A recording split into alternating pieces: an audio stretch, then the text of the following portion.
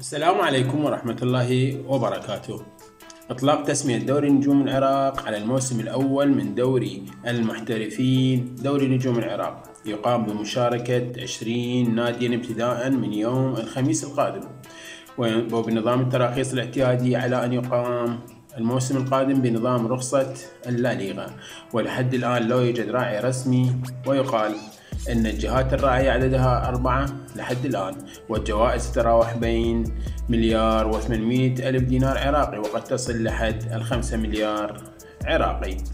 من تراثنا انطلقنا وإلى الاحترافية هدفنا.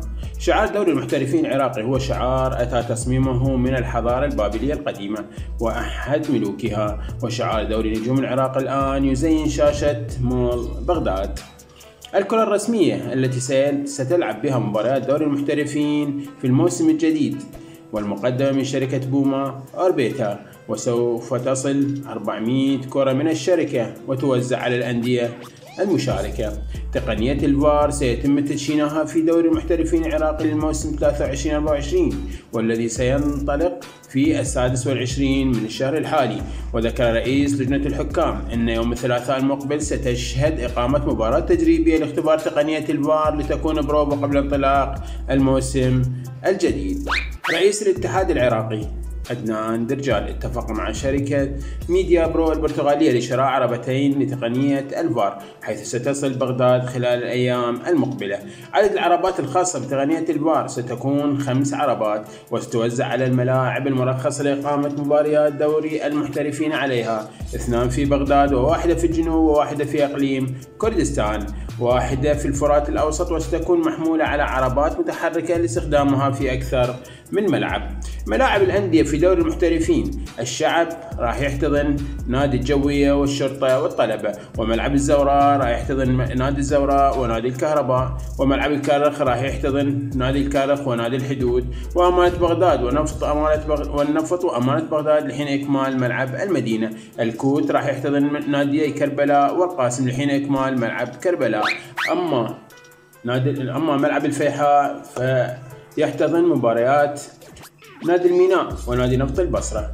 أما ملعب ميسان فيحتضن مباريات نفط ميسان، وملعب أربيل يحتضن مباريات أربيل ودهوك في دهوك وزاخو، وملعب زاخو يحتضن نادي زاخو، والسليمانية يحتضن نادي نوروز.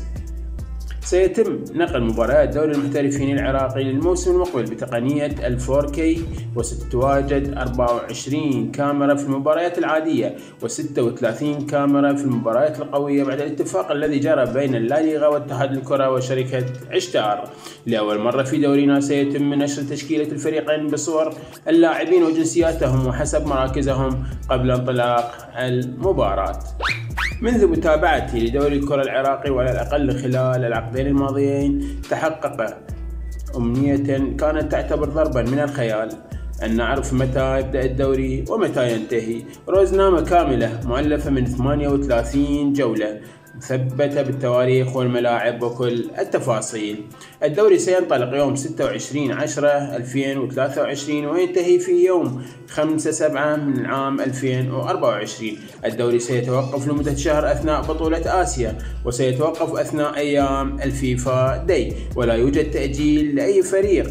الجولة الأولى من دوري نجوم العراق ستقام أيام الخميس 26 والجمعة 27 والسبت 28/10 من العام 2023. الشيء السلبي هو الإصرار على فكرة أن مباراة كأس السوبر يجب أن تلعب قبل انطلاق الدوري، وإلا ستلغى كما حصل هذا الموسم. لا أعرف لماذا نفكر أن نلعب المباراة قبل انطلاق الجولة 20، أي بين مرحلتي الذهاب والإياب من دورينا. ودعما لدوري المحترفين، مجلس الوزراء يقرر الموافقة على قيام المحافظات بتخصيص مبلغ 4 مليارات دينار من تخصيصات النفقات التشغيلية لكل محافظة عن طريق إجراء المناقلة، أو من تخصيصات إيرادات المنافذ الحدودية، أو المناقلة من تخصيصات مشاريع البترو دولار دعما للمشروع دوري المحترفين.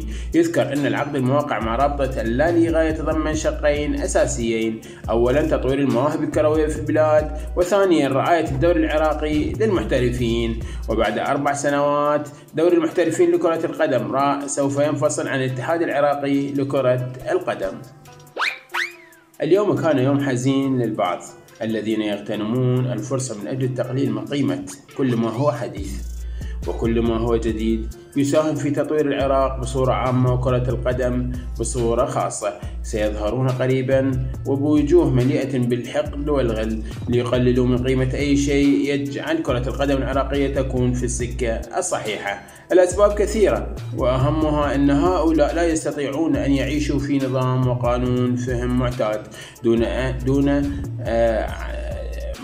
دون أن يعملوا على الفوضى لكي تسهل عليهم عملية الابتزاز والسرقة تحت أطر مختلفة. قسم منها عمل صوري في أحد الأندية، والقسم الآخر تلميع الأشخاص وإظهارهم في برامجهم من أجل مصالح شخصية. اليوم كانت الخطوة الأولى لولادة دوري نجوم العراق الذي لن يكون ناضجا وكاملا كما يعتقد الصعاليك. ستكون هناك أخطاء وستكون هناك عقبات، لكن يجب أن نبدأ ولا ننتظر أولئك الذين يريدون أن يبقى العراق في الوراء. العراق دائما يجب أن يكون في مكانه الطبيعي وهو في الأمام. بوركت كل الجهود التي تحاول أن ينجح العراق، وبوركت جهود الذين يحاولون أن يجعلوا العراق في المقدمة، ولا عزاء لأولئك المتصيدين الفاشلين الذين يريدون أن يبقى العراق بدون نظام لكي تزداد منافعهم الشخصية. كان معكم ليث المياحي، في أمان الله.